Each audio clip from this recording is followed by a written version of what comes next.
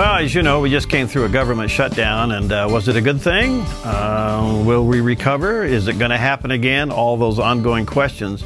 Well, our next guest has quite a bit of experience, and we are really honored to have with us today Donald Devine. He was former President Ronald Reagan's director of the U.S. Office of Personnel Management. In fact, under his direction, about 100,000 non-defense jobs were cut. And some publications, the Washington Post, labeled him Reagan's terrible swift sword of civil service.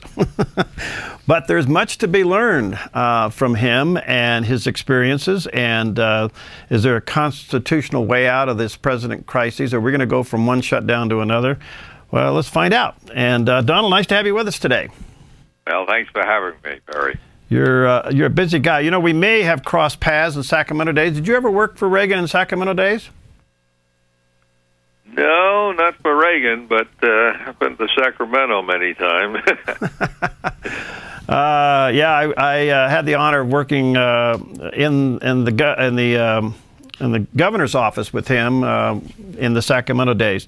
Well, listen. Oh, really? Yeah, I worked for Channel 3 there, and I got to go in and out a lot. And Herb Ellingwood, who worked with him, and so there is a little bit of a connection there. Quite a guy, to say the least. Yeah, he sure was. Don't make many like him. No, certainly not. Well, listen, we just came through a shutdown, and you're saying they're not bad things. Tell us about that. Well, first of all, we shut the government during the Reagan administration down. Well, I was there 5 times, so this is nothing new. The basic problem is that we give the national government too much to do. The top liberal progressive public administration figure in America, Professor Paul Light, he concedes the national government can no longer faithfully execute its laws. It's mired down in bureaucracy. And as former head of the bureaucracy for 4 years, I can say that with spades. So there's nothing due. We've had the same kind of shutdowns and walking up to the debt ceiling.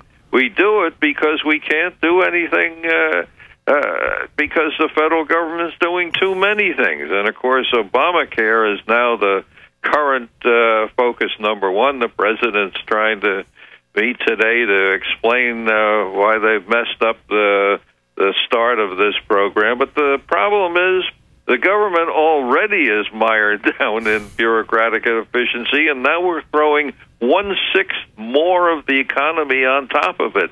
The Constitution was not made that the central government can do all these things. We gave the central government a few functions so it could try to do them well, and we left everything, as the 10th Amendment says, else to the states, the localities, or the people. We can't continue this way, and Obamacare is kind of the perfect story of how this system is falling apart, and the only solution is to go back to the Constitution, and certainly the way Ronald Reagan understood the Constitution. Give it a few functions, let it do them, and send the rest back where it belongs, to America. Well, you know, Donald, it makes perfect sense what you're saying, no question about it. I guess it comes out of this a couple of questions. Can we do what you are recommending? When in fact, it seems to be crisis management seems to be moving the ball forward for those on the left who really don't want government to be limited. All right, I'm going to make a prediction to you. You're going to laugh at me. Okay. You know who is going to delay Obamacare for a year? The Democratic senators who are up for election this year. They are seeing this thing falling apart in their face. Now, President Obama is going to claim that he won't sign it, but if the Democrats in the Senate go against him, he will sign it. This is a disaster waiting to happen, and the left can have all the political power in the world. In my job with Reagan, I also ran the largest employer health insurance system. I can guarantee you they do not know how to do this. They can't handle 1/6 of the economy. The mistake they made is not giving the whole thing to the private sector, which would have been a mess anyway. But trying to run it from the government itself to get to the private sector is a guarantee it can't work. We see this whole edifice breaking down. The 19th, 18th century government cannot do all these things, period. Well, let me ask you this, Donald. It appears to me that we don't have checks and balances right now. It appears to me we cannot run this government in 3-month increments. And we're going to go from crises management to crises management, from shutdown to shutdown. At what point is this thing going to collapse out from underneath us? Well, it's not the shutdowns that do it. As I say, we had them in our administration, and we've had them before. As the government's got bigger, it's going to happen more and more. And the only solution, and as I say, I don't think the Republicans will do it. In fact, I don't think the Republicans can do it by themselves, no more than Reagan did. His new book on Reagan shows how he worked behind the scene with Tip O'Neill. Now, obviously, you have to get a new president from Barack Obama because he'll never back down on this. But if we get a new president, I think a smart president can really make the drastic changes we need. The entitlements are going to swamp the government. Right. The Federal Reserve holding all those reserves there, that can't last forever. We've got to make some changes or this country's through, period. All right. Now, when you have a president as obstinate as President Obama, who doesn't want to negotiate with Congress, we're in a stalemate. So are you saying that we kind of have to wait till he's out of office?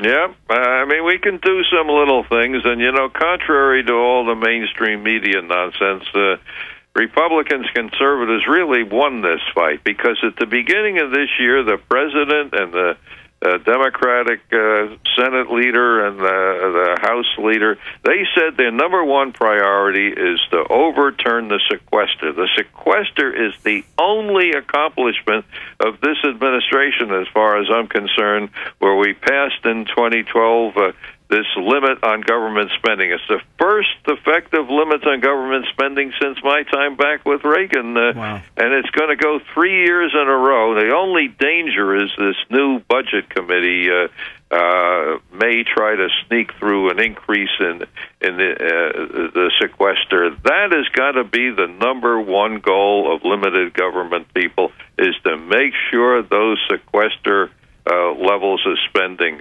stay. That's the only bright spot in getting control of government in the last 5 years. Do you see the Republicans holding out? Well, I'm afraid they're going to be tempted to go for a meaningless little entitlement change in order to, and the Democrat price will be to increase the sequester. I think this is a very dangerous situation, and every American that worries about us overspending has got to focus their efforts on keeping the sequester levels. This proves you can cut government and not leave the disaster. The problem is that the Democrats and the liberals were so happy to have the government shut down so they could try to find something wrong. The fact is that we have this sequester that we've been promised will ruin government, and things have been running fine for the last couple of months. Well, Donald, I got a couple of seconds left. Tell us about your book, America's Way Back. Give us a synopsis on that real quick. Right. I mean, what it is the founders' idea of government. Reagan, who bought into this, we have to return to those principles that work, and we've got to look and understand fundamentally what the real priorities are. The priorities have to be to help the federal government by getting rid of what it has so that we can run America efficient. We can't run everything by some great Wizard of Oz in Washington. There is no such thing. As Dorothy found, she looked behind the curtain. It's just a bunch of old men making a lot of noise. It can't be done up there, and that's why we're we're in today's problem, and the only solution is to get it out of there. But the book shows how, and how Reagan understood it, and how he showed us the way forward. All right, the book is entitled America's Way Back by Donald J. Devine. You may want to check it out. Donald, thanks. I know your schedule's tight. We value our time together, and thank you for your service, my friend. Well, thank you for having me. Appreciate it. All right, have a great day. Take care. Okay. Again, the book is entitled America's Way Back, Donald J. Devine. I think you'll find it to be a fascinating read. And as you know, he was in the Reagan White House for years, and Reagan's terrible swift sword is how some of the people identified him, and pretty interesting stuff, to say the least. Well, listen, a couple things I want to share with you before we end today. Coming up tomorrow, we have some exciting news here at the Dove, and I do hope that you'll take a few moments to join us during Focus Today tomorrow. We've been working on this for, I'm trying to think now, probably 8 or 9 years, and it's been a long, long road. So we have some very, very exciting news to share with you tomorrow, and I hope that you will join us and be a part of that coming up on Focus Today. And again, I want to say to those of you who called in last week, thank you so much for your support of this ministry and your involvement in what we do here at the Dove. We literally cannot be on the air without your continued support. And I want to say thank you to the many of you that called, many of you that sacrificially joined the team, and we don't take that lightly. We respect that and honor that and value that tremendously. So thank you so much for your partnership, because together we really are changing lives for good. All right, we'll see you next time on Focus Today.